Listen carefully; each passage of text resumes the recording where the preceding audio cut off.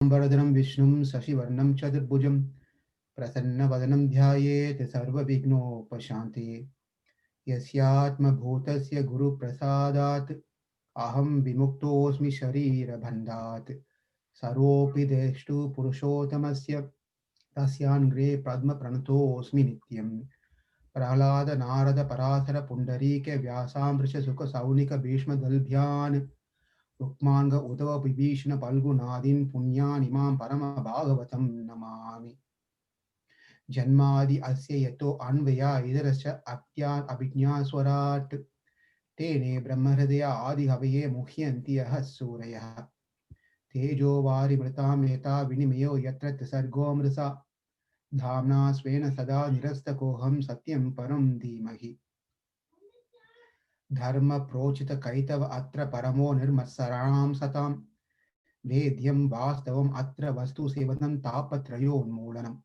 श्रीमद्भागवते महामुनि किं वा परैरीश्वरः सद्यो हृदय अवरुध्यते अत्र कृतिभिः शुश्रूषभिः तक्षणात् निगमकल्पतरोर्गलितं फलं सुखमुखद अमृतं ध्रुवसंयुक्तं पिबत भागवतं रसमालयं मुहुरहो रसिका भुवि भावुकाः नारायणं नमस्कृत्य नरं चैव नरोत्तमं देवीं सरस्वतीं व्यासं ततो जयमुदीरयेत् वासुदेवे भगवती भक्तियोगप्रयोजितः जनयाति आसु वैराग्यं ज्ञानं च यत् अहैतुकम् शृण्वतां स्वकतः कृष्णपुण्यश्रवणकीर्तनः हृदयन्तस्थो हि अभद्राणि विदुनोति सुहृत्सताम् नष्टप्रायेषु अभद्रेषु नित्यं भागवत सेवया भगवती उत्तमश्लोके भक्तिर्भवति नैष्टकी वासुदेवे वासुदेव परा वेदा वासुदेव परामकः वासुदेव परा योगा वासुदेव परा क्रियः वासुदेव परं ज्ञानं वासुदेव परं तपः वासुदेव परो धर्म वासुदेव परा गतिः कृष्णाय वासुदेवाय देवकीनन्दनाय च नन्दगोपकुमाराय गोविन्दाय नमो नमः नाम संकीर्तनं यस्य सर्वपापप्रणाशनं प्रणामदुःखशमनं तं नमामि हरिं परम् हरे Krishna Krishna Krishna Hare Hare Hare Ram Ram Ram Hare Hare Hare Krishna Krishna Krishna Hare Hare Hare Ram Ram Ram Hare Hare Hare Krishna Krishna Krishna Hare Hare Hare Ram Ram Ram Hare Hare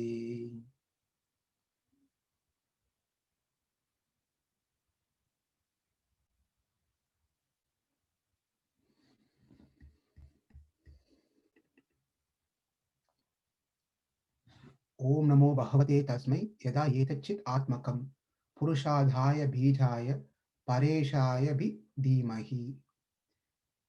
This is the prayer that the elephant Gajendra started offering that we saw in the last session, last class, last Saturday.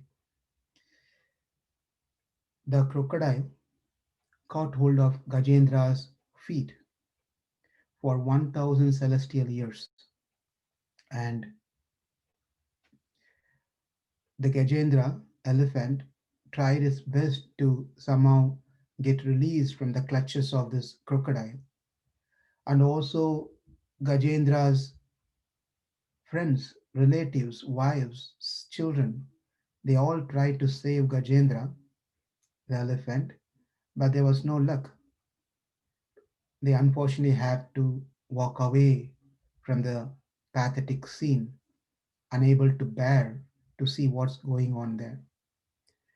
Helplessly, Gajendra tried its best to save himself. He tried all his effort to save himself, to get out of this crocodile. Not 1 day or 2 days, 1,000 years, 1,000 celestial years. And finally came to a understanding that he cannot save himself. He has to depend on someone who's more powerful than him to save him. Then he offered his prayers. The very first prayers he says is this particular sloka where he says, Om Namo Bhagavate Tasmai, that Supreme Lord. Yada etachit atmakam purushadhaya bijaya pareshaya bhidimahi. I offer my obeisances to that Supreme Lord who is the Atmakam, who is the super soul of everyone and who is cause of everyone. I worship unto him. And throughout these different slokas that he offers his prayers, not one place he mentions who that person is. That's a very important point to note here. And at the end, Narayana, the Supreme Lord, comes. In a second sloka, each and every sloka that he offers has deeper meaning that can be spent a lot of time. It'll become a pretty much reading Bhagavad Gita 700 slokas. But there are some key slokas that we will see before we go further into the stories. In the second sloka, Gajendra says, Yasmin idam yada yadas chedam yenadam ya idam swayam.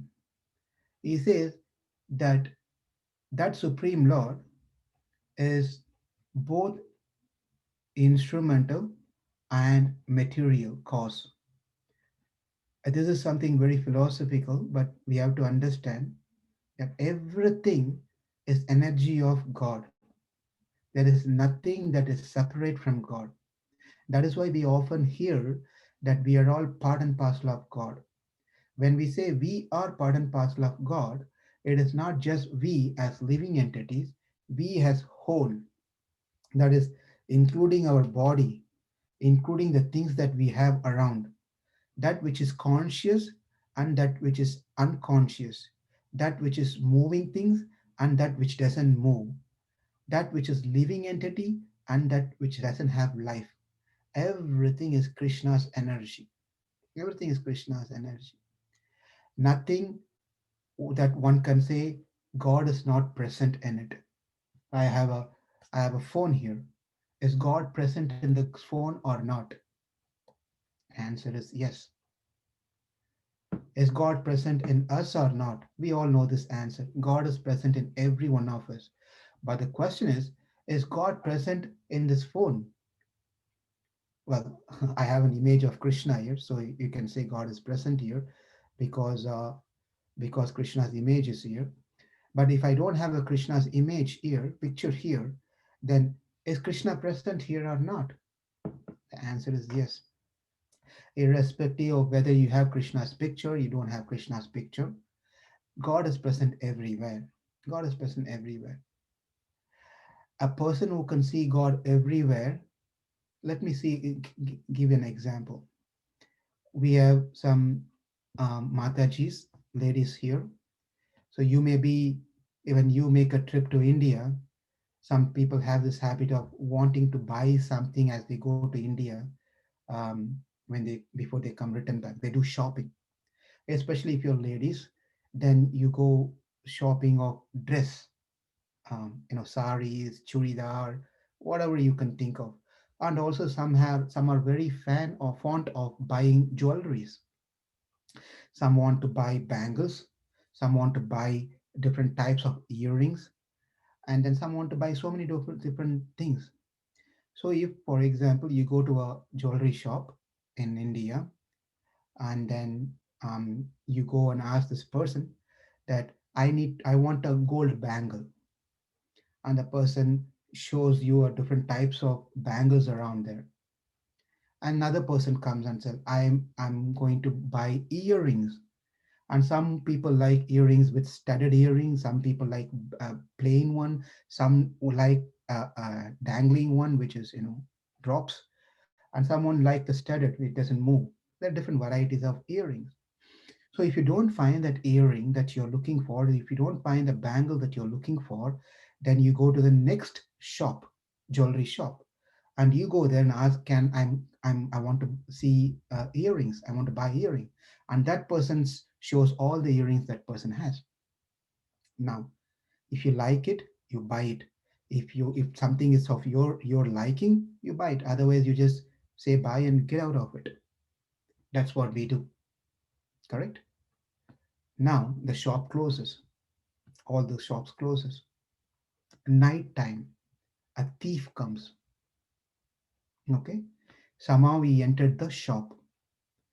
Now, is the thief who entered the shop, what is he going to do? How is he going to rob the shop? Is he going to look for his favorite studded earrings? Is he going to look for the bangles with stones on it? Is he going to look for some necklace which has a machine cut or a handmade? What is he going to do? For him, it doesn't matter whether it's an earring, it doesn't matter it's a bangle, but he sees the base of these different material elements. What is he looking for? Anyone? What is he looking for? Gold. Gold. Thank you. Gold. He sees gold. He doesn't see this is earring, this is bangle, this is jewelry, this is bracelet. He doesn't look any of these differences. For him, gold. It doesn't matter which form it is in, how it is. Doesn't matter for him. All he is collecting for him, according to him, gold. So you know this is gold. That's all matters for him, right? So in one way, the thief is having an equal vision when he enters the jewelry shop. For us, when we enter the shop, we differentiate. We don't see that as, of course, we are looking for a gold, but then we don't see gold as gold, but we see that which is made of gold to be more valuable than how it came from. Hope it makes sense. Right? So here, everything that we see in this world, that tangible or not tangible, intangible, everything, the source of everything is God, Krishna. When we understand everything is coming from Krishna and everything is energy of Krishna, then we start behaving differently. When we don't see that everything is coming from Krishna, it is for my own pleasure, then we start behaving differently. So that's the important point, that this elephant is making this point. Right? It's very important. Not Bhakta Prahlad is not saying here in this thing. We pass through that one. Now the elephant is telling that you are yasmin idam yadas chedam yenadam ya idam swayam. That you are the instrumental cause, you are the material cause, you are the maker, you are the pot maker, and you are the element itself. Why? If a person wants to make a gold, let's come back to the gold example because that will be more interesting for many here than giving an example of pot. The gold jewelry we have, so to make a gold, what are the things we need? First thing we need is a gold. Second thing we need is the instruments that needed. That could be a hammer needed, there could be a fire we need, there could be a place to hold and beat the gold. Now you don't do all those things. That is a traditional way of how they make jewelry. Even now in villages and other places, people make like that. Handmade jewelry are much more value than the machine one in India. Now, so these are the things that's needed. So you need the ingredients, you need the facility, even though you have ingredients, you need the facilities. And then the third important thing you need is a person who can make using these tools and the ingredients together. And Krishna and this elephant, of course, Krishna also says the same thing in Bhagavad Gita. And same thing is being told here by the elephant. You are everything. You are everything. When he says everything, that means Everything is Krishna's energy. Everything is Krishna's energy. So that is the point that has been made by this elephant over here. So everything comes from you and everything goes back at the time of annihilation. Everything goes back into you. When it comes, it takes different forms.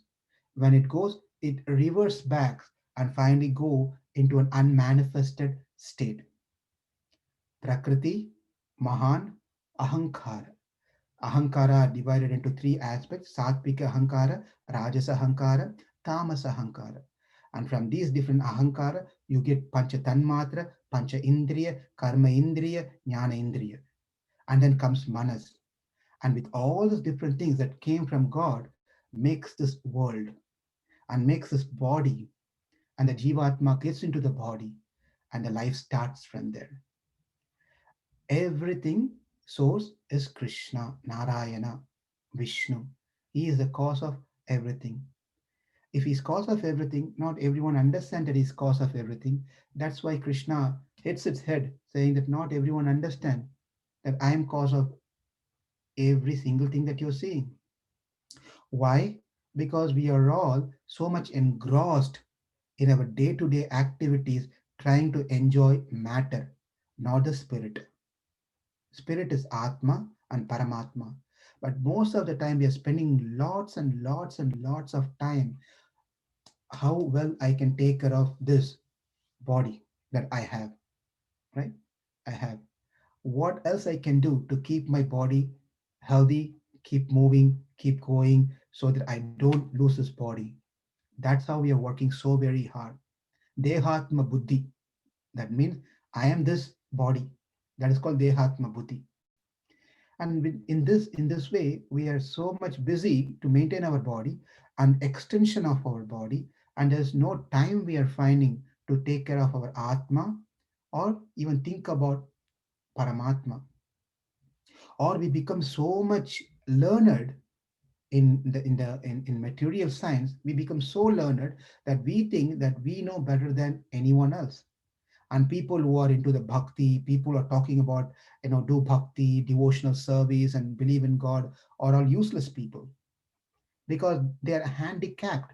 They cannot be skilled to survive and take care of themselves. Therefore they have something called God, and they're depending on this God to save them, which is not real. And this type of people are also there. Why? Because they think they know better than anyone else. Their education. And there are people who believe in the scriptures, believe in things, but they think they are the God. They finally come to a conclusion thinking that God, you don't need to search anywhere and everywhere. Actually, I am that God. I am that God. That's how people think. And there are people who think that God exists, but who's he? He's not great. He's nowhere greater than me. So I can also become God. So you can see different classes of people are there. And because of this reason, they don't come to me, they do not pray to me. But in reality, I am the super soul, Antaratma. I am the super soul within every one of them. Whether they believe it or whether they don't believe it, it doesn't matter for me. But I am the soul, super soul within them. They don't understand this one. If you're super soul within them, why is that you're not visible? Why we cannot see? So someone just forwarded me as this wonderful, nice clip. Actually, it was Anjali, um, who's I think Anjali is present here in this call. So she sent me this beautiful audio clip where there was a child who was 6 years old. This child had some heart disease and happened in India, and then where the parents were trying to save this child, and there was one a very heart specialist doctor, very well known, that person, and he's a top ranking doctor in India. And finally somehow they got an appointment. This person came and he said this case is serious, very serious. A 30% chances that this girl will survive, 6-year-old girl will survive, or 70% she may not survive. So it's very hard. If you don't even do the operation, the maximum this child can survive is going to be for few months. If you do the operation, there are high chances this child may the operation may become failure. There's a risk that child will die. So it's a very difficult dharma sankat situation where you cannot make a choice. Nevertheless, he said, "We'll go for it." The parents said, "Let's do it." And the doctor came to the child, and the child was speaking, "Don't be worried about your surgery that's going to happen." The child said, "I'm not worried about anything, doctor. I'm fine. I don't know, everyone is nervous, but I'm not nervous. But everyone says, my parents says that God is present in everyone's heart. So, my dear doctor, I know that you're going to cut open my heart, ribs, and cut open my heart, and when you do that one, I'm sure you're going to see God there. And if at all I survive, when you come back to me, please tell me how God looks like. How is he?" So doctor was with full of tears, and the took into the operation theater. The anesthesia has been given. The operation began. Operation was done, but everything was flat. Everything was flat, meaning the blood was still not flowing into the heart. The nurses, doctors, they all gave up. They all said, "It's not going to happen." But this doctor was considered to be a top ranking doctor. First time ever in his life seemed to be a failure in his case. So he folded his hand. He remembered the girl saying to him that, "If you see God in my heart, as everyone says, God is present in my heart, please let me know." For the first time ever, this doctor prayed to God, "I cannot save this child. If you wish, you please save this child." And he just walked out from this operation theater. But the thing is, everything was stopped.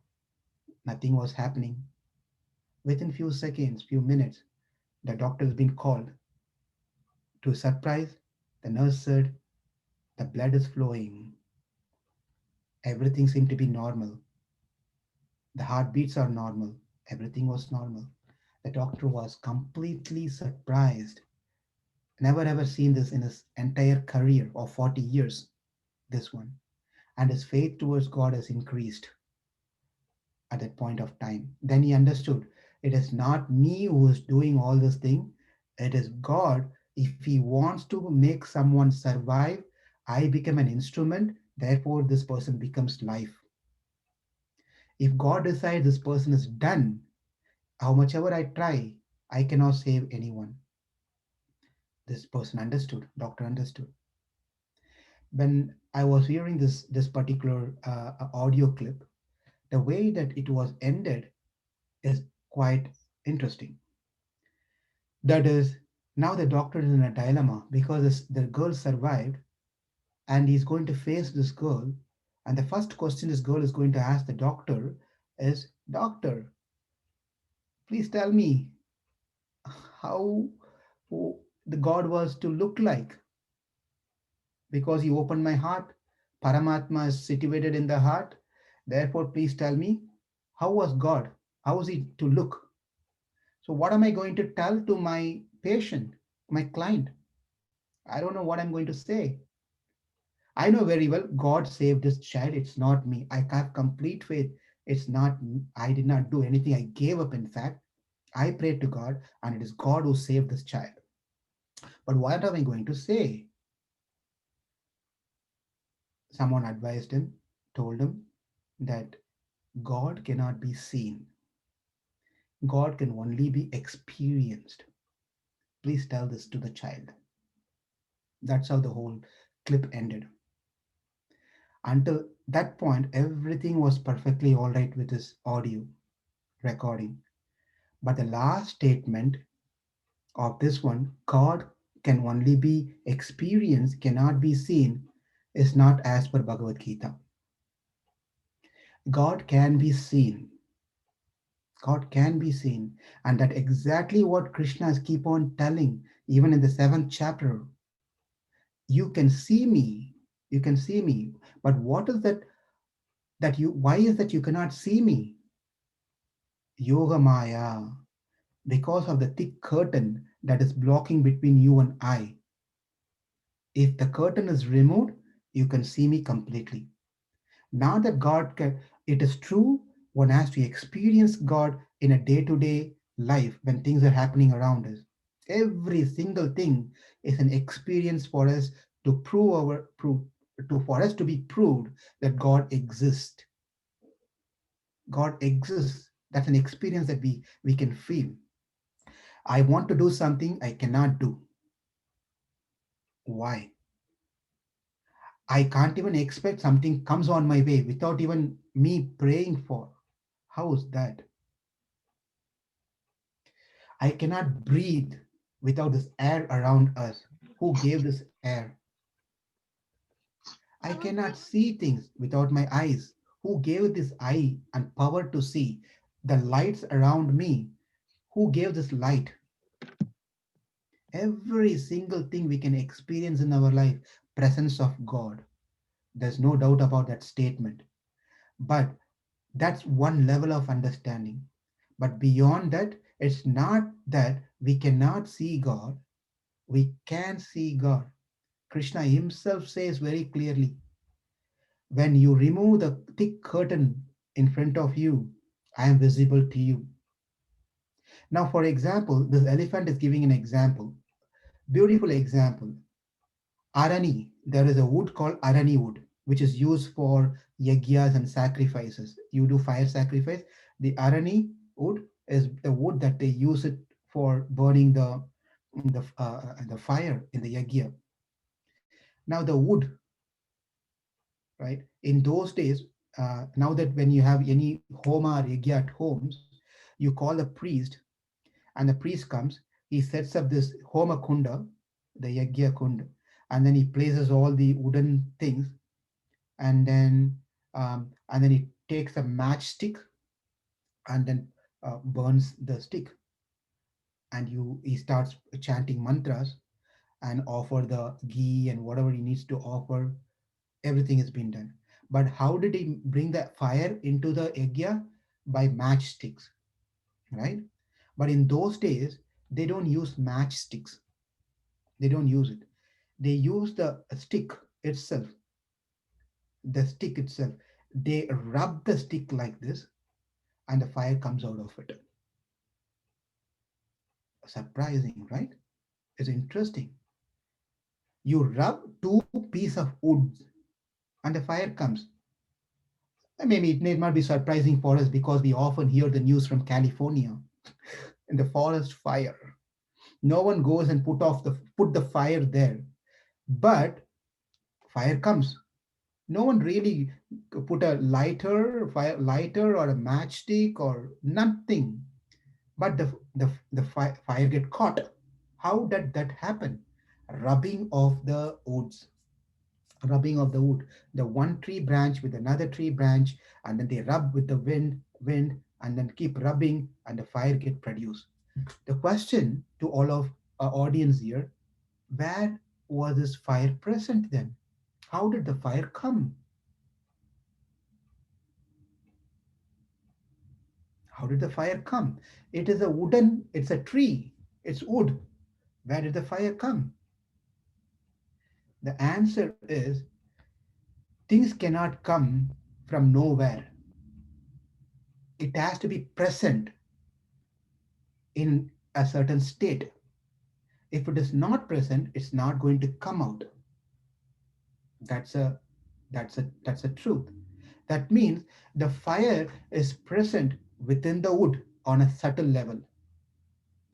When an action has been performed, that subtle fire, which is not visible to our eyes, now become manifested. It comes out. But something has to be done to make the manifestation of that unmanifested fire, right? What we have to do, take the wood, do like this, and the fire comes. When I was a child, I was in my school days. What there used to be there used to be a stone or a seed.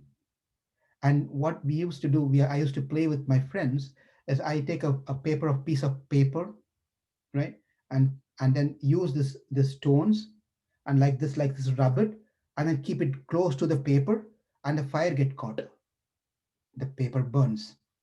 I don't know if you all experience this experience when you were a child, but you can see it's a seed, or it's a seed, or it's a stone. Doesn't nothing else. You can't see the fire in those things, objects, but you just rub it like this. Fire comes, sparks comes, and then you can just burn the paper or the cotton ball. That means the fire is present within these objects, but we cannot see it.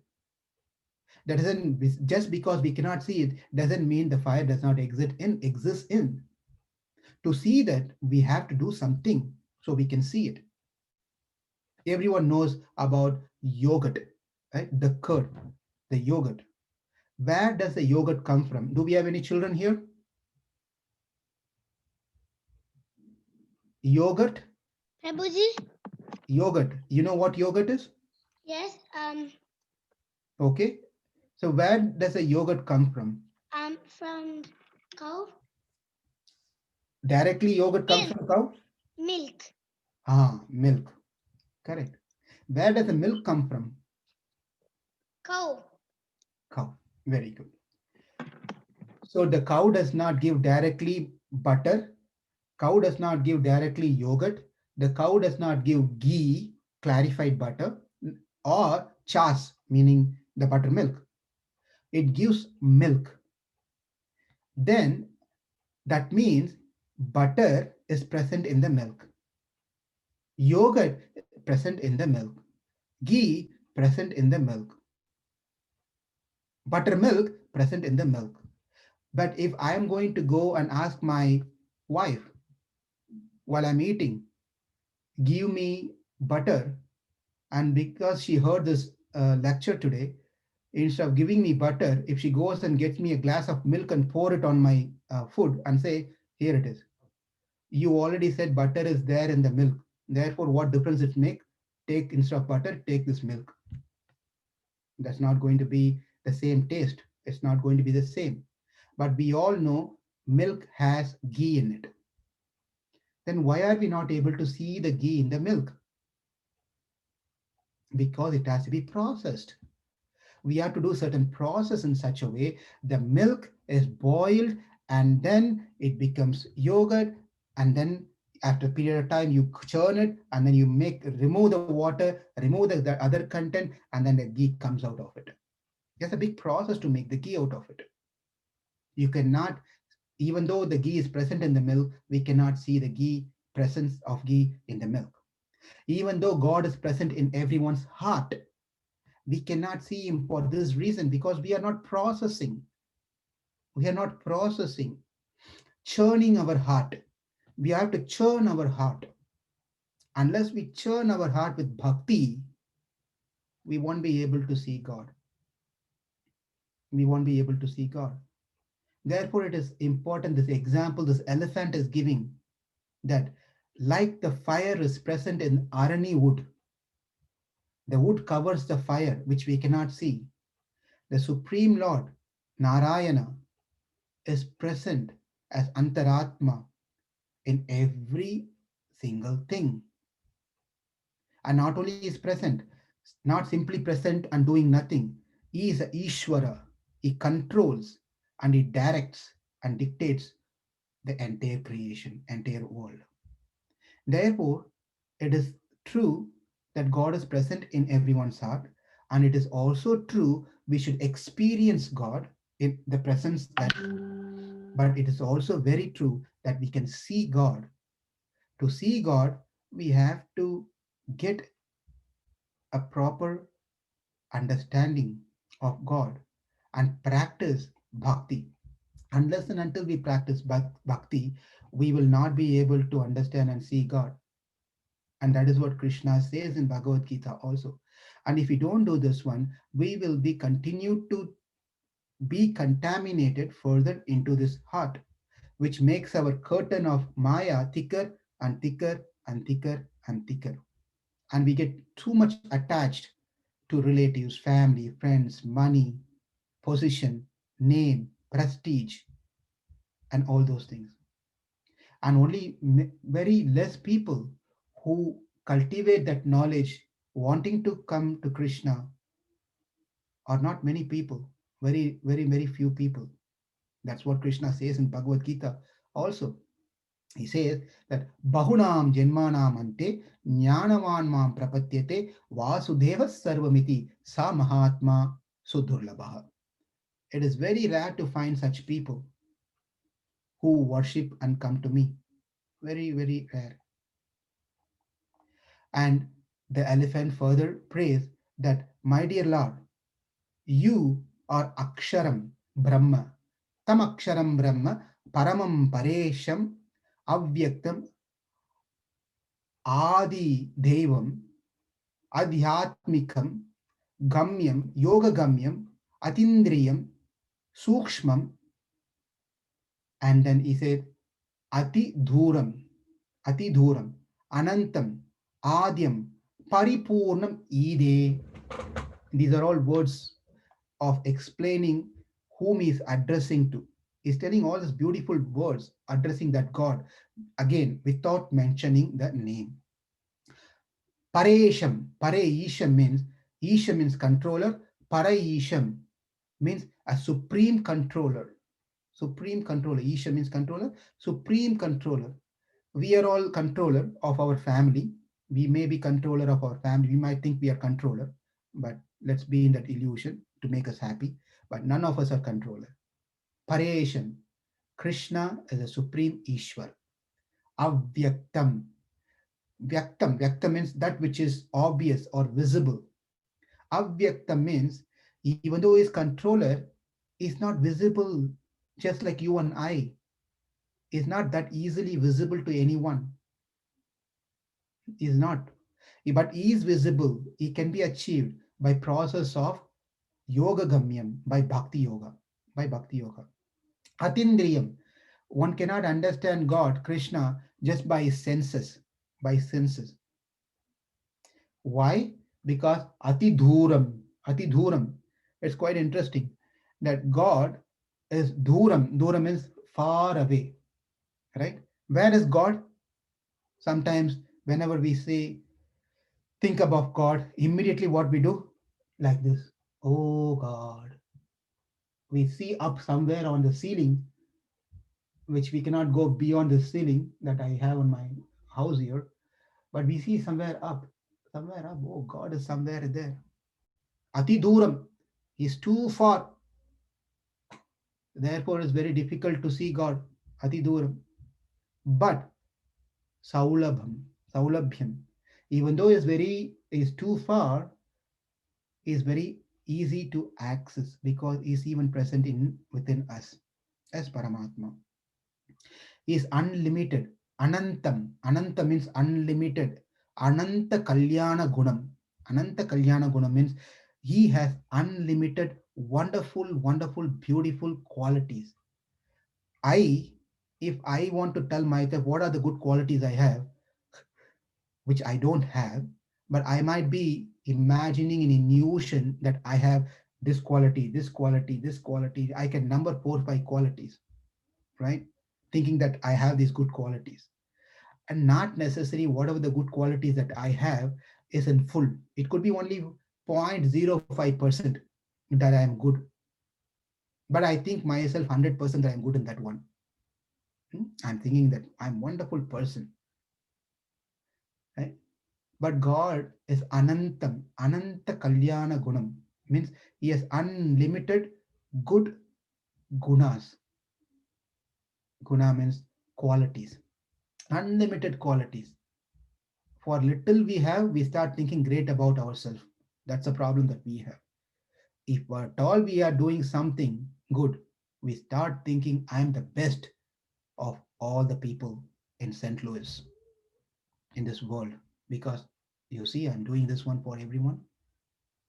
But think about God, how much He must be proud of Himself for what He is, because He's Paripurnam. Paripurnam means I am not Paripurnam. Paripurnam is complete. I may be good today, situation makes me be good today. And there could be a different situation tomorrow where I have to compromise what I was yesterday, my good qualities. That's how, because majority of the people are bound by these three modes of material nature, sattva, rajas, and tamas. One day is not the same like the previous other day. One day I'm good, one day I'm not good. One day I want to be a charitable person. Another day I don't want to give even $1. One day I want to help someone. Another day I want everyone to help me. One day I'm very truthful. Another day I only speak lies. Right? So these things are we are fluctuating. We keep on the consciousness, the mood that we have keep on changing continuously. So one might ask this question. This is a side topic, not related to this. One might, well, whatever you're saying seem to be true. So what are we supposed to do? How can we progress? That is why, as much as possible, we have to be in the boundary of Krishna. As much as we get some time, chant Krishna's name, hear about Krishna, do some seva for Krishna in that consciousness, in proper consciousness. It's not like I'm going to office and just do the work so I get paid at the end of the month. Not in that consciousness. Right? I'm doing this for Krishna. That consciousness should be there. I'm chanting for Krishna's pleasure. I'm eating for Krishna's pleasure. I'm sleeping for Krishna's pleasure. I'm being with my family for Krishna's pleasure. I'm taking care of my family for Krishna's pleasure. And this is how we become Krishna consciousness. If we minus Krishna from this whole thing, then we are going distancing ourselves away from Krishna. When we bring Krishna into our all activities, we are getting closer and closer and closer and closer and closer and closer with Krishna. Therefore, Paresham, Avyaktam, Adhyatmam, Gamyam, Yoga Gamyam, Atidhuram, Anantam, Adhyam, Paripurnam, complete. God is complete. God is always complete. He is not lacking of anything. One should not think. Sometimes people think that you see the story of Rama in Ramayana, where Rama himself was crying for his wife.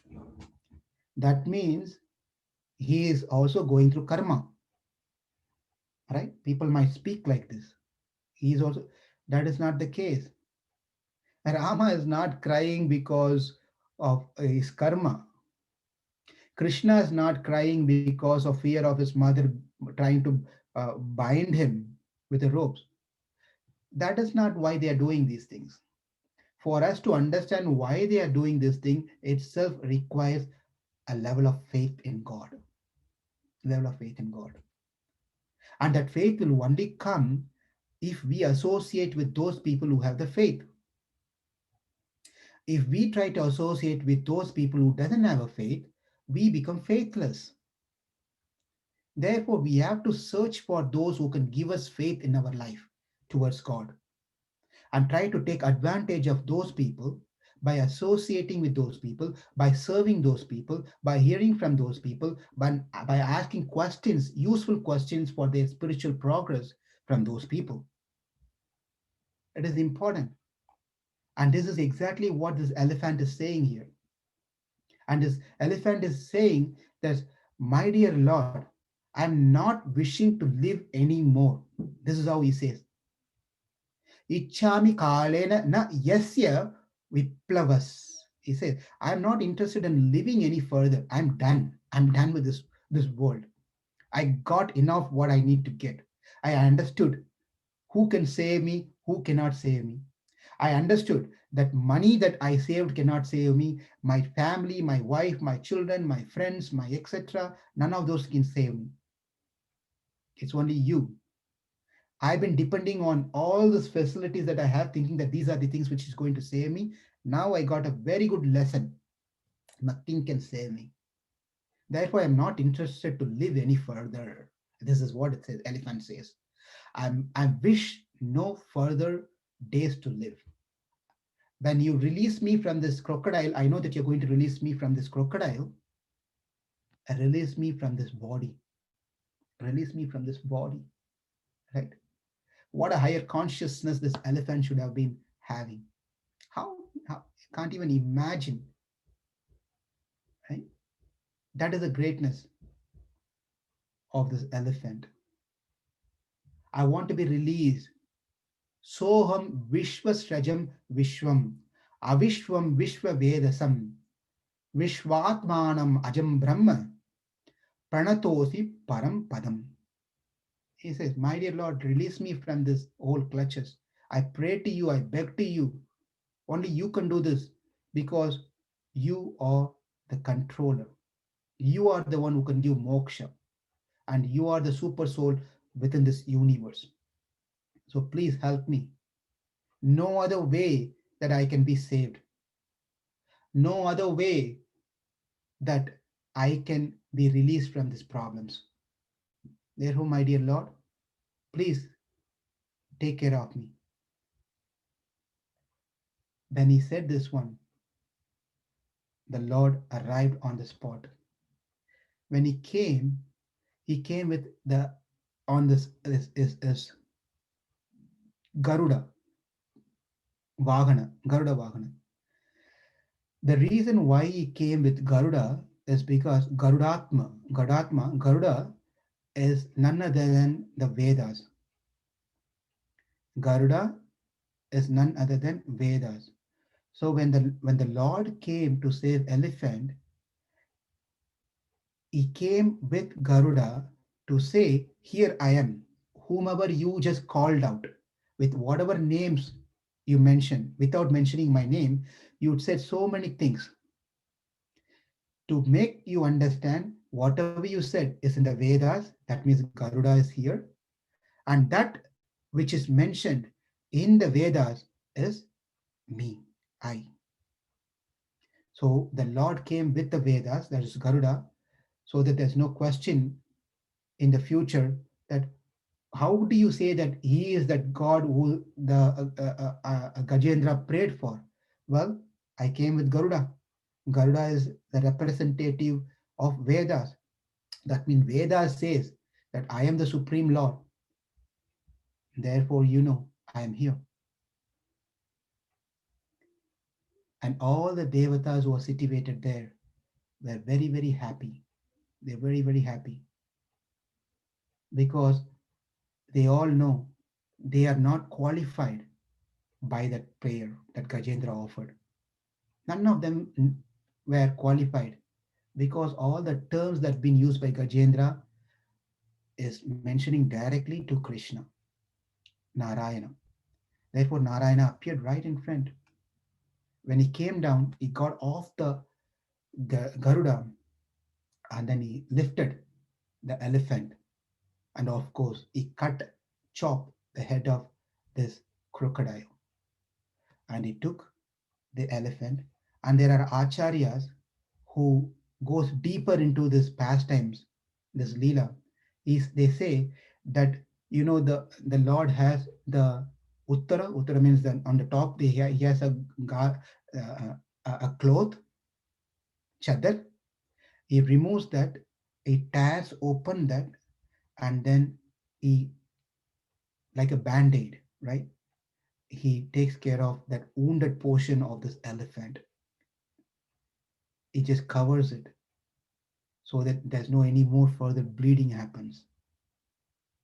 That's a love, that's a affection that the Lord gives to his devotees. After this has been said, Sukadeva Goswami says, this we must be wondering, why did Krishna kill one animal and save the other animal? Why there's a partiality? If God is equal, he could have simply came and told, "Hey crocodile, don't do this one. Release this elephant." So that the elephant is released and the crocodile is also gone, obeying the order of Krishna. They are both are happy. It could have happened this way, right? No, he didn't do that one. He killed, Krishna killed the the crocodile. Many times we don't see the details of it. On the surface level, we only see when things happen, we start thinking, why did God do this to me? Why he did this to me? He could have done like this rather like this. And we start becoming an advisor to God, consultant. We become an advisor to God because we feel this is how it has to be worked out. So we start telling God, please, my dear God, do like this, apply principle A. If doesn't work, principle B, C. We give him a theory, right? How to take care of me. Here is the program. You please follow this one. We become an advisor to God. But even if we give the the whole the step by step thing of how we want to be taken care, and God even accepts and applies it, how do we know our program that what we wanted to do is perfectly all right? We don't know. We never know, because I want my vision is very limited. I can only see to some extent my life. I can probably plan my day today, Saturday, what I want to do after this session. Probably I can plan, but there's no guarantee even that plan is going to work. No guarantee, right? Uh, right after this class, some of you might be thinking, "Wow, my I'm going to have this lunch." Right, right. Whenever this guy stops speaking any further, ha, Hare Krishna. Then you go, open your, go to the kitchen and get ready and start ready. Make your plate of whatever nice sabjis you have, rotis you have, rice, dal, and all those different things. Make a plate and come and sit with the family, ready to take the food, put it into a drop into your mouth. Phone rings, phone rings. Everything was under our control. What?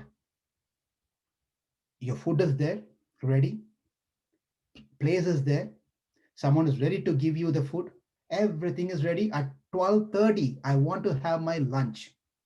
I sit. Also 12:29 I got to the table, sit. 12:30 as my program, take the food, ready to eat. Phone rings. It could be a job, someone wants you to join the call, or it could be someone wants to speak to you, or many things, or something else happens in the house where you cannot put that morsel of food into your mouth. We have zero control of even simple things. Simple thing, we don't even have a control of, you know the natural calls. What to speak of big things? We have no control. Therefore, with our limited knowledge, rather than we advising God what he needs to do in our life, we simply accept, God, you know what is better for me in my life. Please take in charge of my life. You lead my life. That is exactly what we need to do. And that exactly what Gajendra was doing also. So in this case, we don't. There's no need to question why did God save Gajendra?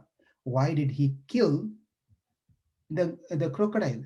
Maybe God is also expressing anger like us, because his favorite Gajendra was being tortured by this animal crocodile. Let me teach him a lesson. So with anger, he went and chopped off his head. That could be us. We would do those things. But God, when he doesn't do with anger. And there is thousand reasons behind for one action he does. That's how he is very smart. He gets into all nitty-gritty details of making sure when he comes, everything is taken care, right? So therefore, when he killed the crocodile, the crocodile got benefited. And when he saved the elephant got benefited. Ye yatamam prapatyante tam sajaivam bhajamyaham. Krishna says in Bhagavad Gita, whoever approaches in whatever way they want, I reciprocate to them accordingly. If you come to me asking for some money, I will reciprocate you with money. If you come to me asking to take care of some disease that you're going through or a family problem or etc., etc., well, I will take care of that. If you come to me asking for me, bhakti, I will give myself to you. Ye yata mam prapatyante tam sajaiva bhajamyaham. Whatever people come to me for whatever the purpose, I reciprocate to them accordingly. Now, we need to know, answer still is open as why this crocodile was killed, why the elephant was saved, why this situation happened for 1,000 years this elephant has to go through. Why didn't this crocodile catch hold of other elephant? Why this elephant? I really wanted to tell that one, but we'll open up for some questions and then we will see how far we can go and then we can conclude. Any questions so far before we see the previous life of this elephant and the previous life of the crocodile?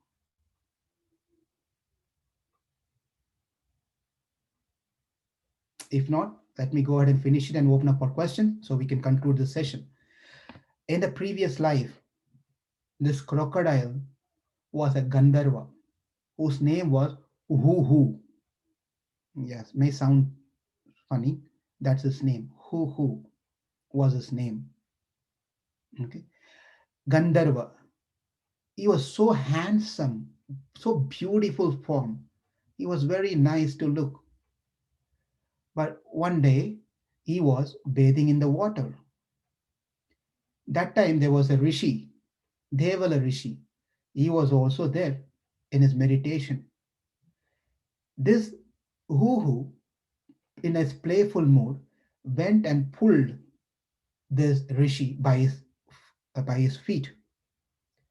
The Rishi Devala became very, very upset and angry, and he cursed this Gandharva, Uhu, because of his behavior, that he will be born as a crocodile and stay in this water for several years.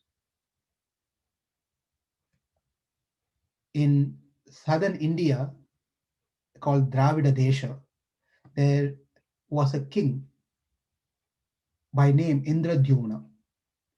This king was very, very nice, devoted, pious person. He retired from his family life. He gave up everything and he went to the forest in the Malaya hills. He made his ashram. He was living there, fully focused in dhyana, in meditation. That point of time, Agastya Muni came to his ashram while he was traveling many places. He came to this ashram of Indradyumna, and when he entered, he saw that the king was not showing any respect. He was just seated. Agastya Muni became very angry and upset, and he cursed the king that you don't know how to respect elders. You don't know how to respect brahmanas. You seem to be uneducated. Therefore, you are a dull-headed person. Therefore, this human body is not fit for you. You have to get a dumb body, become an elephant. He cursed. And the Indradyumna, he understood what happened. He did not get really upset or worry about it. He understood he made a mistake. He accepted the mistake. It is very important when elders comes, we have to get up from our seat and offer our respect to them. That cultures are slowly changing now. No one gets up when they see the elder. And it is nice to see there are families where I meet here. They also they make sure that they tell their children to pay their pranam by touching the feet of the elders. That culture is still there among some families, but majority of them are, hi. When you come to their house, they say hi. It's like chasing the dog or a cow or something. Hi, hoi, all these different sounds. You can say namaste at least by folding our hands. We have to show our respect to elders. Otherwise, it's a serious matter. So here, this is what happened. Because of that, King Indradyumna became an elephant. But then the crocodile was told that his body will he can be released from this curse when he get the association of a devotee, great devotee. By falling at the feet and catching hold of the feet of the great devotee, he will be liberated from his curse. The crocodile know about it. Hence, the crocodile caught hold of the feet of this elephant who was a great devotee. Of course, we don't need to do the same way to give pain to the devotee to get their mercy. That's not the message here. But being a crocodile, he didn't have any other option other than to do this way, to be released from the body, the crocodile body. And then the Lord came, released this crocodile by cutting off his head, by making him back to his position as Gandharva. So, from the surface level, we might be thinking that God is impartial. He killed the crocodile without knowing the background of the crocodile. The crocodile wanted to be killed by God so that it can go back to its previous post as Gandharva, previous body. That is what his desire was. Many times in our life, we might be thinking why God did this for me without knowing what the history of our life, previous lives are.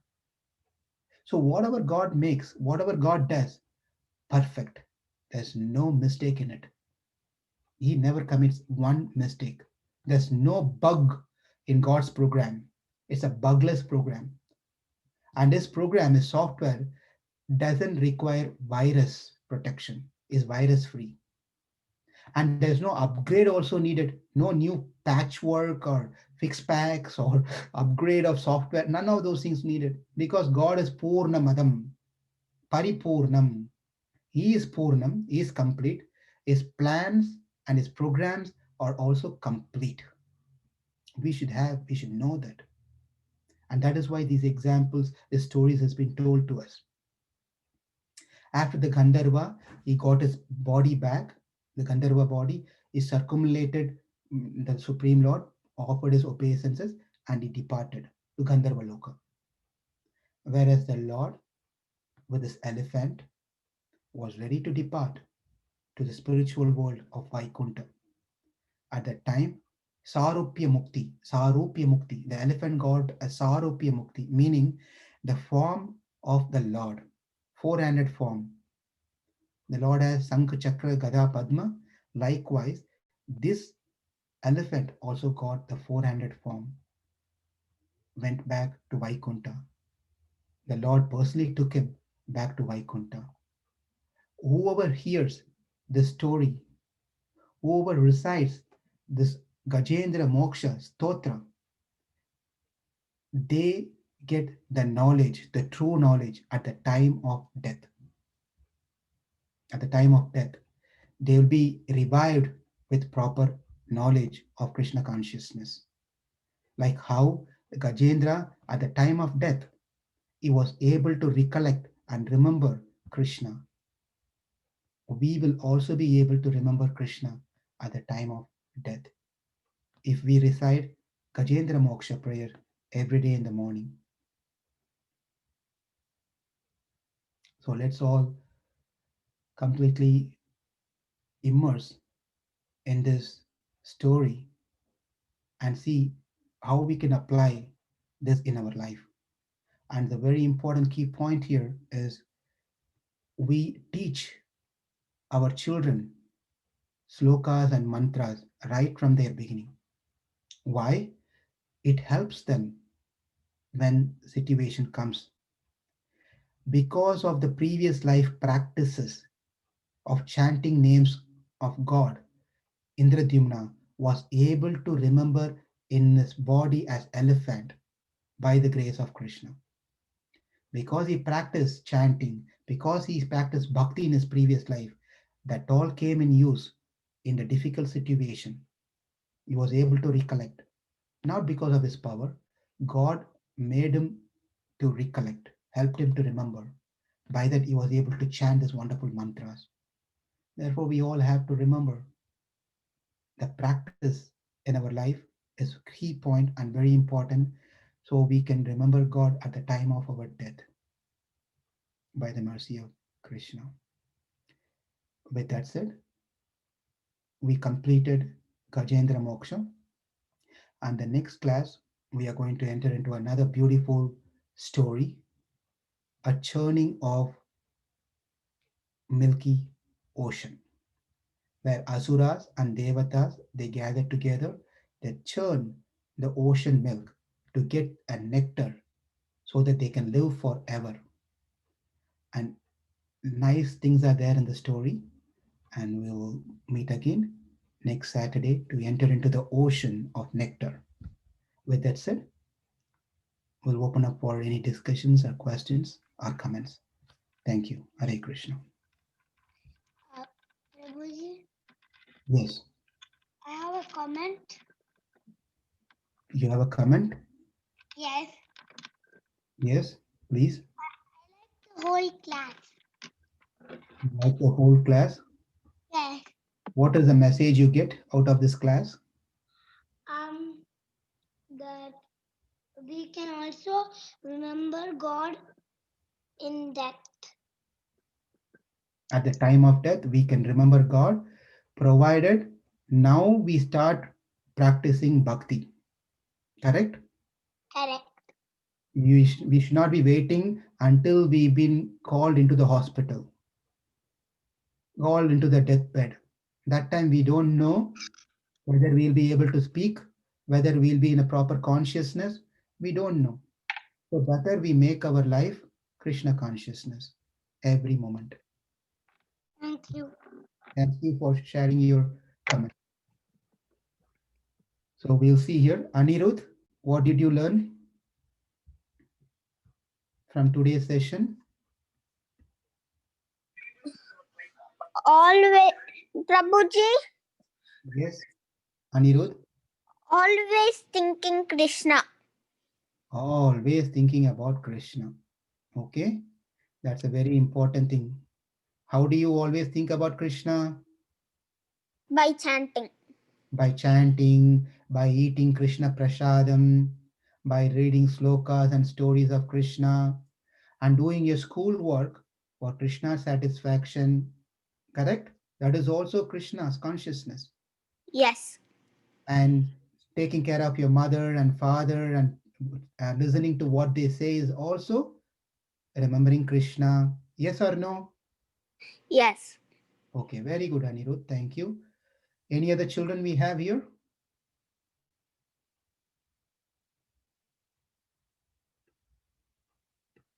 Okay, what about bigger children who wants to share or any questions?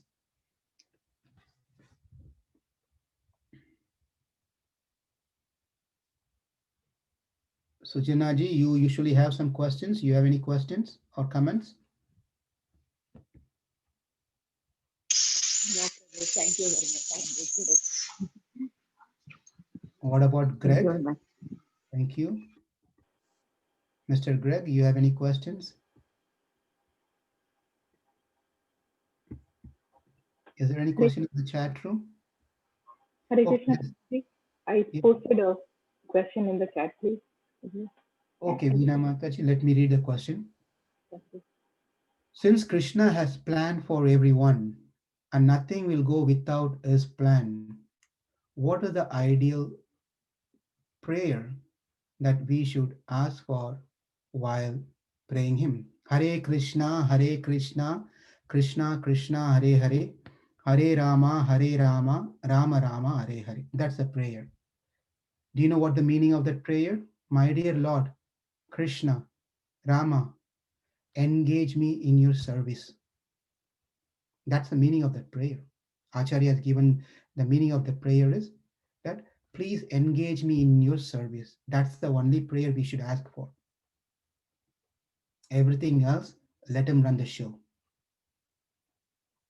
So we all should be eager to take up services, eager to do some services. Unless and until we take some service, we are not really connected to Krishna. I say I love you, but I don't do anything for you. How does it work? You please take care of me, but I don't do anything for you. That's again selfish motive, selfish idea. Therefore, what we have to pray, the ideal prayer, is to please give me services so that I get purified. I become, my sattva guna increases. My consciousness becomes purified. In that way, I can dedicate myself in your thoughts. So, what I need to do that? What I'm requesting you to do is to please give me service opportunity. Let me serve you and your devotees. That's a prayer we need to pray. That's the only prayer we have to pray. Everything else, Krishna is going to take care. And I'm just not saying for the sake of saying. That's exactly the process of bhakti is. Veena Mataji, does it help? Very much, Prabhu. Thank you so much. Thank you. So therefore, the time we should not be waiting for someone to come and ask, could you please this service? Rather, we should run and ask, what can I do for you? What can I do for the temple? What can I do for God? Please do something. Let me do something. That's the only thing that we have to be worried about. If we are not in service, we are in Maya. Very simple. If we are not doing any service means it is very clear that we are in Maya service. Does it make sense? Yes, Prabhu. Thank you. Okay, there's another question. Jyoti is asking, how do we relate our material life competitions to pleasure of Krishna? Need some clarity on this question. How do we relate our material life competitions to the pleasure of Krishna? Competition, material life competition. Okay, trying to understand the question here. Prabhuji, can you hear me? Now I can hear you. Yes. My question was, like, I see that in day-to-day life, kids who are going, like, the people whose kids will be going to the college, or the kid, or the people who are looking for higher positions in their job, etc. So there is a competitive spirit, not necessarily always in a good way. So when you said that, whatever we do, we have to remember that we are doing it for the pleasure of Krishna. So how do we justify this kind of nature where we are competitive, uh, to the pleasure of Krishna? Is it justifiable? It is not. Competitive nature is not very good. A competitive nature acts to be dog-tailed in service of Krishna. I'll explain this to you in a bit. But in general, having this competitive nature is more of material consciousness. I want to be better than that person. What should I do? I have to get good grades. I have to climb the ladder in the competitive world. So competitive nature is on the material standard is not good. That does that does not mean that by not having competitive nature, one is not going to be successful. That is completely wrong idea that we have, especially parenting. In our parenting, when I was brought up, mm, of course, every parents are very special. They want their children to be outstanding in whatever they do. I know very well. My mom used to say, and look at that uncle's son. He is doing very good in his studies. He's first rank. That means you don't understand. Now ranks are gone. No more in India also. They're not using ranks anymore. It's all graded now. Hmm. He's A plus. And what about you? I'm always failing. So look at him. You're only useful for grazing cows. Okay. I wish her words have come true now. When I think about it, I wish my mom's word have come true. I would have been happy grazing cows. but it didn't come true. But I mean, that's how I've been told occasionally whenever I do not do very good in my academic or anything that I do. Right? When I was going through my Sangeetam class, I was learning Carnatic music. Look at this person, KJ Yesudas or SP Balasubramaniam, right? Who just passed away.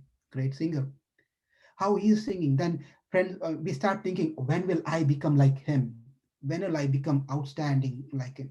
Well, this is not a very good idea. Rather, Krishna gives a solution.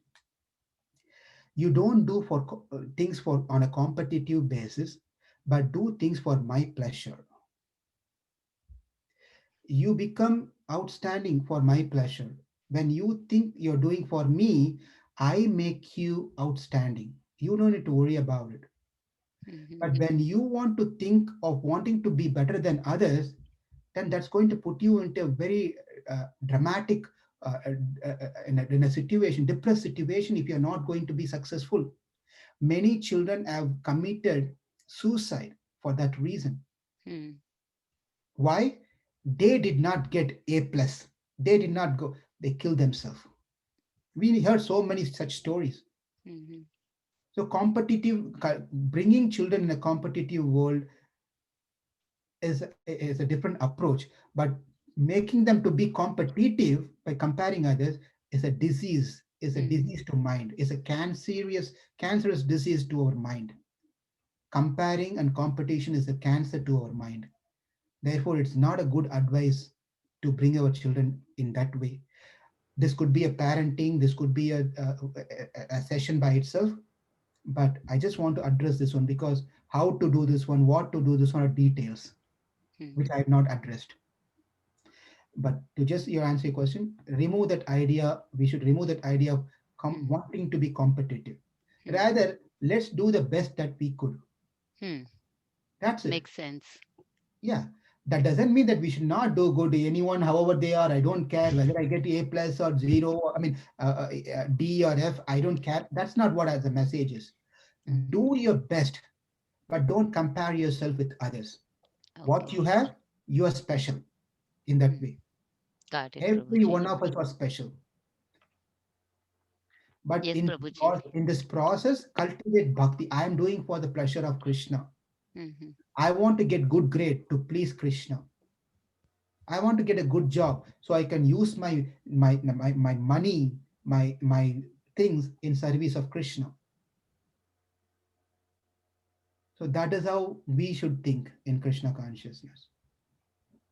It's a big topic, but I just touched little bit. Hope that is helpful. Okay, Prabhu, last question is from Greg on the chat that regarding the Gandharva who was turned into crocodile. Why is it mentioned in Srimad Bhagavatam that he was very handsome? Was this the part of the reason he was turned into crocodile? Yeah, yeah. Because there are four things which is makes a person fall down from his position. There are four things. We have to be very careful with this four thing. Otherwise, our life will be ruined. First one is birth, that we are born in an aristocratic or a very religious, etc. family. So I'm thinking myself great because of my birth, where I've taken birth. I'm a Brahmana. I am a so and so. My father is a rich man. I am rich man's son, born with a silver spoon, whatever it is, right? Thinking oneself to be great because of their birth. Number two, thinking oneself great because of their education, because of the knowledge that they have. I know everything. I'm double PhD. I have master's degree, PhD degree. I know everything. You can give me a topic and can speak for an hour or two. I can defeat anyone in argument. I know everything because the ahankar. I mean, that the second dangerous thing comes because of our education. The education. The third thing is because of the wealth that we have, the wealth, the money, Aishwarya. I have everything. I can buy anything of this world. Aishwaryam. The fourth is because comes because of your look, appearance. I'm handsome. I'm pretty looking. I'm beautiful. Who can be more handsome than me? Who can be beautiful than me? Right? That also comes. These are the four dangerous things because of one's birth, one's education, one's wealth, and one's appearance. One should be very careful when they have any one of these or all of these. Very careful. Otherwise, there are high chances that we may become like this person. This Gandharva was thinking he was very handsome. And Gandharvas are very handsome by default. They are very good looking, and he was proud about it. So he was going on doing things like not acceptable things. The end was got cursed by Devala Rishi. So we should also be careful that we don't get caught up with these four things, which are quite dangerous.